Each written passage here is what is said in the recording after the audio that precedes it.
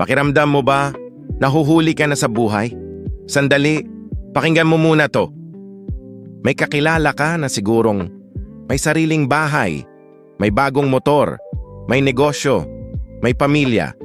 Tapos ikaw, iniisip mo pa rin kung anong ulam mamaya. Pero alam mo ba, hindi karera ang buhay.